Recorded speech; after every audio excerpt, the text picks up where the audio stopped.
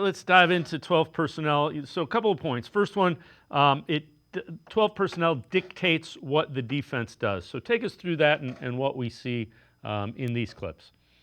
So you're going to get a first down here in 10, right? So you got that with 2 tight end and forces a 6 down lineman within the circle. That 6 down lineman on first and 10 only leaves 2 linebackers, right? With 2 linebackers, now you get 3 defense on a corner, a safety, and a corner. Now, play action, there's all kinds of windows, right? So that guy's going to take the safety in the corner. That leaves that big window there behind the linebackers because they stepped up. Now the linebacker's going to step up on the under.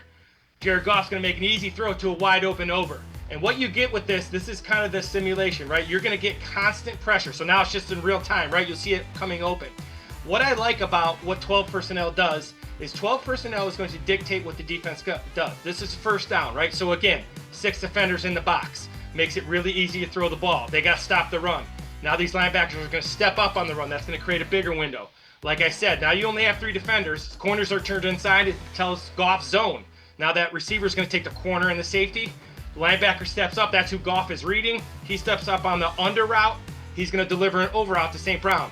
This is really typical 12 personnel type of stuff where on first down, you dictate what you got, and you're able to win first down because the defense has to stop the run if you're a strong running team like the Browns have been in the past, like Detroit was. This is a classic look, and I'm going to post something later this summer about all the different stuff. This is just one of many, many, many different ways that you can attack with 12 personnel. You can see with this personnel group, before you throw the ball, Jared Goff got the look he wanted. He got a cover 3 look with the linebacker stepping up, max protection off play action. This is really easy stuff for an NFL quarterback, easy high-low. This is what you're going to get a ton of, I think, with Fannin, Njoku, Judy, and I think Tillman, Deontay Johnson, the strong run game with Judkins and Sampson, and then going back to what they do with pin and pull, power, counter. Browns offense, to me, I know I'm always a positive guy, but I think there's some room. This 12 personnel can really get these guys going, and it could be a really strong personnel group for the Browns. All right, so not only does it dictate what the defense does, the second point, it can be tough to cover in the red zone. So once you get inside the opponent's 20-yard line, take us through that and what you mean with that. Well, you see everybody's going to be bunched up here. So they're same look now. They're a little bit tighter. This guy's going to go in motion. When that guy goes in motion, it bumps everybody in coverage. That guy circled right there, he's going to be in charge of motion. But he thinks run. So he comes screaming, and B-gap does not cover his guy. So again, the motion being in 2 tight end sets, it shows run. There's the play action. He steps up. He's got to cover 3 strong, who's the tight end in the flat. So again, if you can see the line of scrimmage, you see all 11 defenders in the box because of the run look and the tight receivers and the big tight ends. And what it does with motion, it forces those secondary guys to bump. And what happens when you bump? You're in the red zone. People are looking to stop the run. That guy's just coming with his hair on fire because he thinks it's a run play. So 2 tight end set, showing run. This is just an easy pitch and catch on an arrow route because the guy that's supposed to cover the motion ends up coming on a blitz. So again, 12 personnel dictated this, got everybody in tight, created an outside easy leverage for the tight end.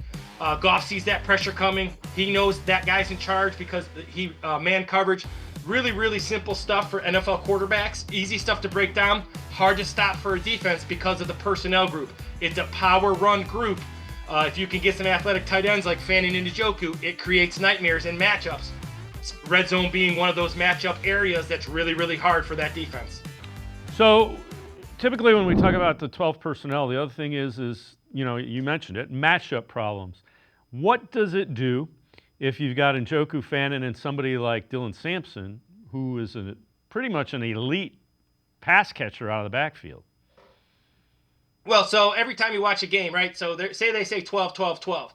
The defensive corner of the other team is going to say 12 as well. So if he sees 12, he's going to either say regular, nickel, or dime, or however they term it, but they're either going to say regular, stop the run, dime and nickel to stop the pass. Well, and that's when Kevin Stefanski's at his best.